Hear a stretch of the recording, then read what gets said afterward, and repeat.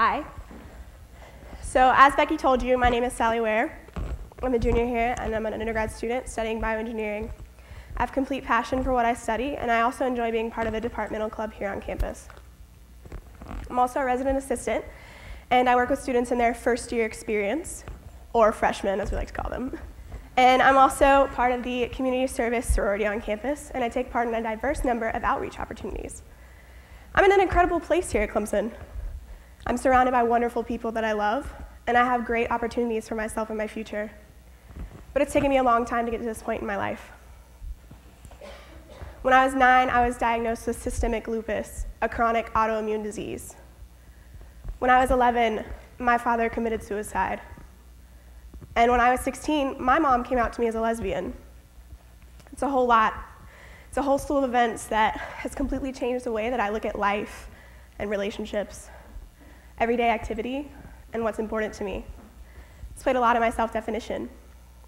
But what I've learned in dealing with all of those events, and the events that anyone might have to go through or relate to at some point in their life, it's not the events themselves that we go through that define who we are. It's how we choose to react to them, how we choose to push forward and grow and create new life, new being, new self-definition. Because there is beauty in every tragedy if you are willing to find it. There is greatness to every minute part of this life that we are given. Sometimes we just have to fall really hard to know how great we can become. I was diagnosed with lupus after I had not 1 but 2 blood clots in my leg, about 4 months apart. The first time they sent me home, I didn't have a diagnosis, and I had already spent 7 weeks total in the hospital. The second time, the options were either come back into the hospital or visit every day for a week. So that's what we did. And finally, I was diagnosed. Lupus is a chronic, autoimmune, systemic disease. Autoimmune means that your immune system attacks itself and other organs in your body. Your red blood cells die, and your oxygen supply is low. Systemic means that it's affecting your entire body, not just one area, and because of this, you have no energy. And chronic means that it's going to last for your entire life. So for the rest of my 60-plus years, I thought I was going to look forward to doctor's appointments and medicine. But because of spending my childhood and my adolescent years in the hospital, I grew comfortable with that setting, and I found my passion for bioengineering. I love getting to learn about the human body, and I love getting to learn how I can better equip it to deal with disease and trauma and the aftermath of those events. And I love that one day, hopefully, I'm going to implement the knowledge that I'm gaining here at Clemson and change someone else's life and give them a better quality of living. And the best part? Knowing the sweetness of life unrestrained. 18 months ago, I was delivered a miracle, and my lupus went into remission, which is not known to be very common, and it might not last for very long, but it's here, and it's lasting right now. I can pretty easily recall the day that I found out about my father's death. My mom came home from work, and my brother and I were already home from school, and she gathered us up on the couch, and we sat there quiet for a little while. And then she said, "Kids, I have to tell you something. Your father died today." And she just held us underneath her arms and let us cry. And eventually, after a while, I said, "Mom, can I go outside and pet the dog?" Because my 11-year-old self couldn't process that news anymore. And it wasn't until a couple of days later at one of the processionals for his funeral that she finally told me, "I know you're never going to understand this, but your father killed himself." And I still don't understand it. And I really wish that he was here. I really wish that he could see this and take part in my life. But I know that he's not coming back, and he's not going to be part of my future. And I'm beginning to understand that maybe if he was, none of this would be so significant. I wouldn't be on this stage. If I hadn't gone through the emotional changes in dealing with his loss, I probably wouldn't be able to carry out my RA duties. I knew that I wanted to work with freshmen because it's your first year away from safety and comfort and the things that you're used to. And I wouldn't let my girls come into my room at midnight the day before I have an exam, because that's always when they need you. And I wouldn't care about them, and I wouldn't tell them it's going to be okay and that everything's going to work itself out. Because I know what it's like to be alone and confused and afraid And I know what it's like to have lots of questions without answers. I remember my mom coming out to me, too.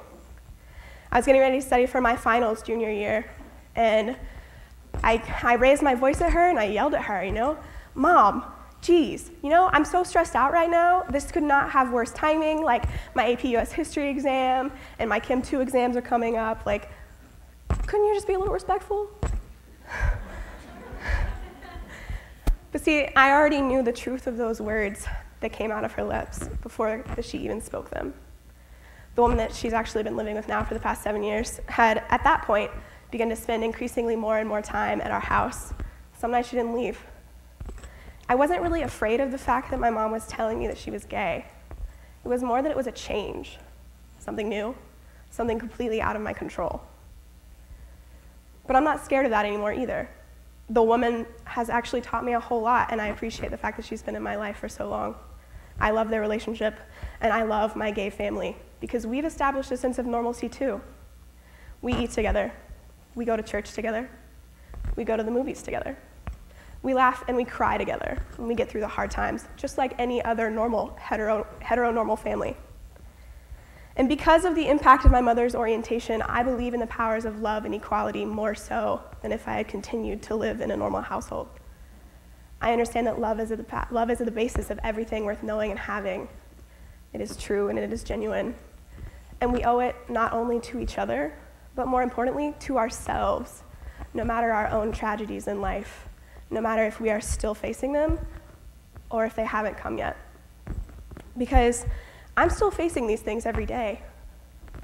Sometimes I wake up and it hits me really hard that my dad's not going to be here for the future. He's not going to see me when I graduate next year. He's not going to walk me down the aisle at my wedding. And I know that he's not coming back. And I worry about my health, and I wonder, is it possible that I could end up back in the hospital? Because there's no way that you can know if it's coming back until it hits you. And it probably will come back. And I cope with the homophobic comments that are made around me. And I judge, should I say something when I don't appreciate or agree with the comments that are being made? But those events, those 3 events, they don't define me anymore, and neither do the things that I worry about them, because I've made a choice to push forward and to create a new definition for myself. To quote Carl Jung, a famous psychologist, I am not what happened to me. I am who I choose to become. And I firmly believe that, not only for myself, but for everyone else. For if you seek the good, you will find it, because it is there. And it might not be there now, it might be there in the future. So we must wait, we must prevail, we must push through. There's beauty in every tragedy. There is good at the end of everything. I've been dealing with this stuff for a while now, but that's the key. I've been dealing with it. For it is when we truly harness the things that we used to let own us that we find out just how much we are worth, just how beautiful life is, despite all the tragedy that occurs in it. Thank you.